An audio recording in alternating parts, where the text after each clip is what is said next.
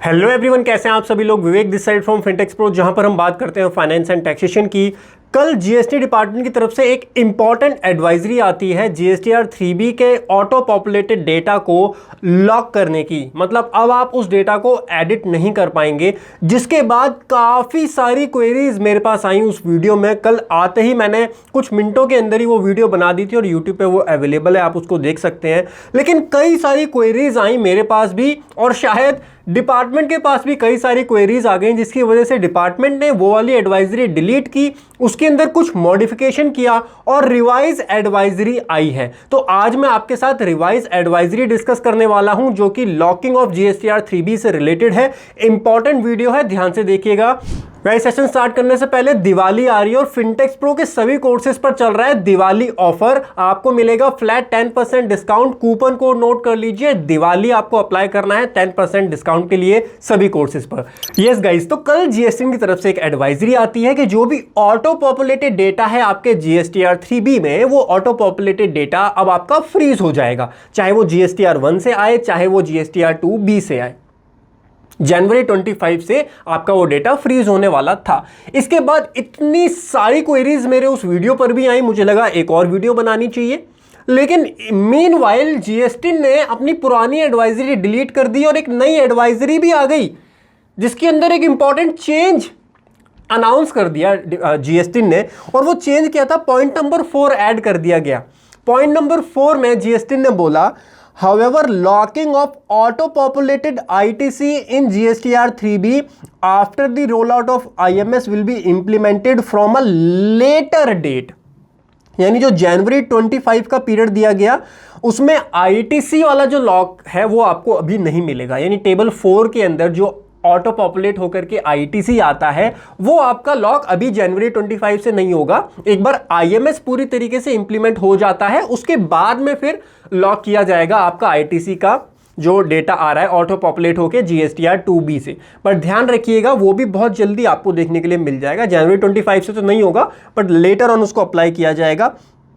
For the same, a separate advisory would be issued after addressing all the issues related to IMS raised by the trader।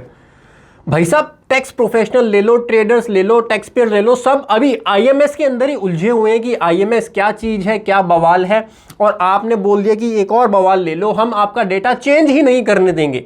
Let's suppose एक example लेते हैं, current month में आपने GSTR 2B में आपके 5 लाख रुपए आ रहा है, लेकिन आपने 5 लाख क्लेम नहीं किया for whatever the reason. आपने केवल 4 लाख रुपीज क्लेम किया, एक सप्लायर का आईटीसी आपने छोड़ दिया कि नेक्स्ट मंथ उसको क्लेम करेंगे। जो भी आपका लीगल इशू चल रहा है उसके साथ, जो भी इशू चल रहा है, आपने बोला मैं अभी उसको क्लेम नहीं करूंगा। आपने अपने टेबल 4 में से उसको रिड्यूस कर दिया, ठीक है। और आपने बोला महीने, 2 महीने, 3 महीने बाद, 4 महीने बाद 16(4) की सफिशिएंट टाइम लिमिट है, एज पर लॉ मैं उसको क्लेम कर सकता हूं बाद में। लेकिन जीएसटी डिपार्टमेंट क्या बोल रहा है, हम तो लॉक कर देंगे फ्यूचर में, आईटीसी लॉक कर देंगे फ्यूचर में। तो आप फिर क्लेम कैसे कर पाओगे? अगर वो उसमें आप ऐड ही नहीं कर पाओगे आईटीसी का डेटा, तो फिर उसको क्लेम कैसे करोगे? तो ये दिक्कत आएगी। तो अभी बोला डिपार्टमेंट ने, ठीक है, हम आईटीसी के डेटा को फ्रीज नहीं करेंगे, आईटीसी के डेटा को तो फ्रीज नहीं करेंगे, लेकिन जो डेटा जीएसटीआर 1 से आ रहा है जीएसटीआर 3B में, उसको हम फ्रीज कर देंगे। अब अगर आपने जीएसटीआर 1 में कोई गलती कर दी है, तो उसको आप जीएसटीआर 1A से ही ठीक कर सकते हैं। जीएसटीआर 1A एक ऐसी रिटर्न जो कब आई कब चली गई हमको पता भी नहीं चला, लेकिन अब उसकी इंपॉर्टेंस बढ़ने वाली है। बिकॉज अगर R1 में कोई गलती हो गई और आप चाहते हो कि 3B में वो गलती मैं गलत तरीके से फाइल ना करूं, तो आप जीएसटीआर 1A की हेल्प से उस गलती को ठीक कर सकते हो, ठीक है। एंड जो आपके 3B में फिर ऑटो पॉपुलेट डेटा होके जाएगा, वो 1+1A के बेसिस पर आपके 3B में वो डेटा जाएगा। दूसरी चीज, आईएमएस और 2B का डेटा भी ऑटो पॉपुलेट होकर के जाएगा 3B में, बट वो लॉक नहीं होगा। एक क्वेरी और आ रही थी, वो भी ले लेता हूं कि सर आरसीएम को किस तरीके से हम करेंगे। देखो जी, जो लॉकिंग की बात हो रही है ना, ये केवल वही डेटा लॉक होगा जो ऑटो पॉपुलेट होकर के आ रहा है। आरसीएम का डेटा जो आप जीएसटीआर 3B में डालते हैं, वो मैनुअल एंट्री आपको करनी होती है, मैनुअल एंट्री आपको आरसीएम की करनी होती है। तो उस केस में यहां पर कोई दिक्कत वाली बात नहीं है, मैनुअल एंट्री तो अभी भी आप कर पाओगे। केवल वही डेटा जो ऑटो पॉपुलेट होकर के आ रहा है किसी दूसरी रिटर्न से, केवल वही डेटा आपका लॉक होगा, वो वाले सेल्स आपके खाली लॉक होंगे, तो आशा करता हूँ ये इंपॉर्टेंट अपडेट आपको पसंद आई होगी। दिवाली आने वाली है, आप सभी को दिवाली की ढेरों शुभकामनाएं। हमारे सभी कोर्सेज पर 10% का डिस्काउंट चल रहा है, डिस्क्रिप्शन में लिंक मिल जाएगा, जरूर चेक कीजिएगा। मिलता हूं आपको अगले सेशन में, तब तक हंसते रहिए, मुस्कुराते रहिए। Bye bye, take care.